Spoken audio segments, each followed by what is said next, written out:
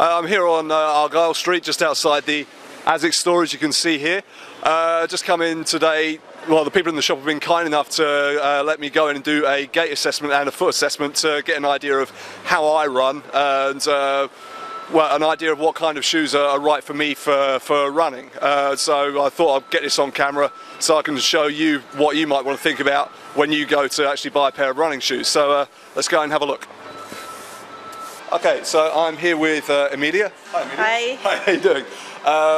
Emilia, you're going to take me through an assessment today. Can you explain to me what we're going to be doing? Okay, the first part is the 3D fit scan, and quite literally is where we scan your feet.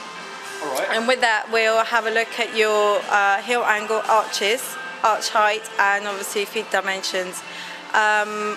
Sorry, the heel and feet dimensions. So the scan will produce a printout, and it will be looking at for heel angle, okay, arch height, yeah, and feet dimensions. Okay, so that is quite literally the anatomy of your foot.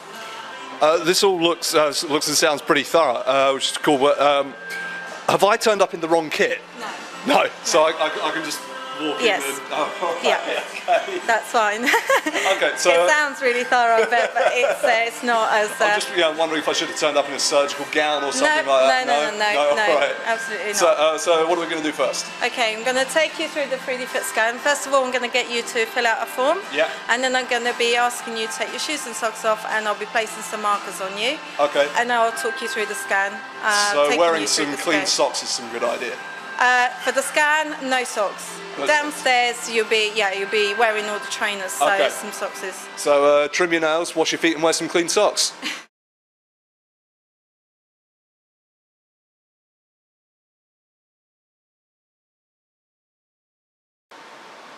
So these markers going on my feet, and then we'll using this what looks like a foot bath to actually measure my feet. Okay, so we're just getting my foot lined up at the moment in the scanner to get the best shot of it. Okay. What I need you to do there is just to remain still. Sure. Oh, so this is basically a dark room for my foot. Similar, yeah. Okay, I'll just input the data in here.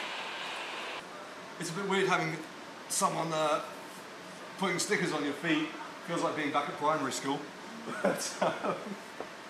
Yeah, I mean, it's also strange, you know, seeing your foot mapped out like that. And like I say, I thought, you know, I've got a really weird foot.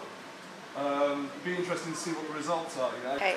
So if we have a look at your arch height, if we take this as our scale, very low arches, very high arches, anything along that red line or in that whiter area is fairly neutral. Okay. Both your arches are sitting neutral. As you can see, it's quite literally levelled.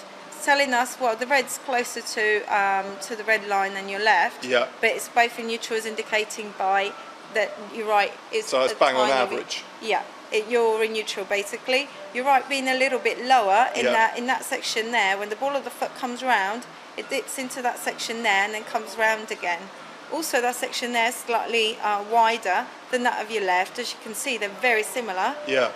But it's your right that's a little bit more in contact with the ground. You've got your heel angle. That's the other aspect we'll look at. Okay. So the scanner, this is what I was saying earlier about the landmarks. Yeah. Obviously, the landmarks would have been placed here, yeah, here, and your arch height along there. So if we have a look at your heel angle, the scanner's picked up the centre of your heel bone, has drawn up a blue line. That's at centre point. Oh, right. It then looks for any deviation of your ankle joint and marks it with that red line. Your left is coming in at 4.7 millimetre against your right 5.3 millimetre. That's 4.7 off perpendicular, just off upright. neutral. Yeah. Just off neutral, just rolled in, so pronation. Yeah. So a 4.7 against a 5.3. So it's a small discrepancy, and it is one that, you know, we kind of expect anyway. If that red line will be a lot more, the angle will be increased and be about here, there'll be quite a pronounced overpronation marks. Okay, so an excessive overpronation is when the joint rolls in too much. All right. Okay, so if we've got, say this is my foot. Yeah. Okay, so if the whole aim is to keep everything in neutral.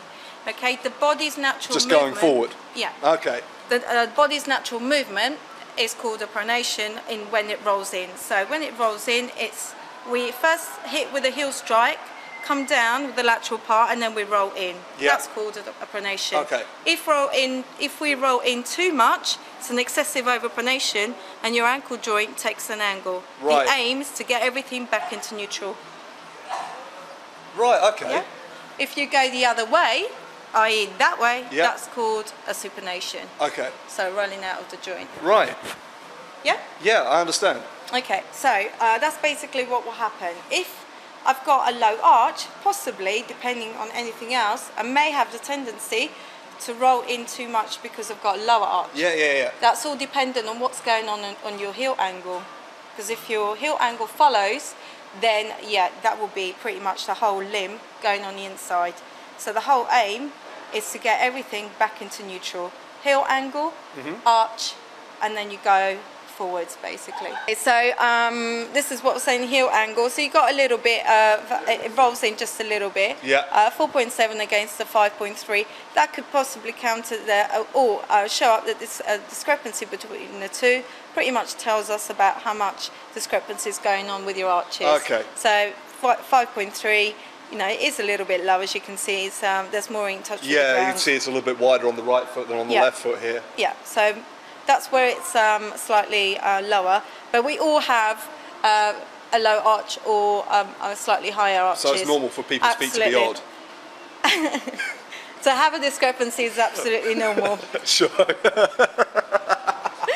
Okay, so the next stage is your feet dimensions. Okay. Now this tells us about your feet dimensions. It doesn't tell us which shoe you need. It Right. just tells us about the measurement of your foot Yeah. as it is. So it's all looking fairly neutral with a slight low arch on your right and a little bit of a heel angle occurring. When you go downstairs now, they'll have a look at this, so they've got an idea of what's going on already. They'll ask you to do a posture assessment. They'll ask you to bend your knees. Once the knees in flexion, the biomechanics change, so they're able to tell a little bit more about what may go on when you start running, when you run. Great. And they'll be looking at your heel angle to see what else occurs here, whether that pronates even more or pretty much stays as it is. They'll still have a look at your arches anyway, but they'll look at your knee alignment to see whether you have an internal rotation or whether Internal rotation. stays in neutral or has a tendency to externally rotate. And what that means is, again, as I mentioned earlier, neutral. If I have a tendency to roll in, that's an internal rotation. Yep. Okay, so if my knees go in, that's an internal rotation. If it stays, that's neutral, and if it has a tendency to roll out, that's an external rotation. Okay. Yeah? Yep. So that's all elements they'll be looking out for downstairs. Okay, so we're done up here and we're gonna Go downstairs and they'll take you through the next stage of your assessment.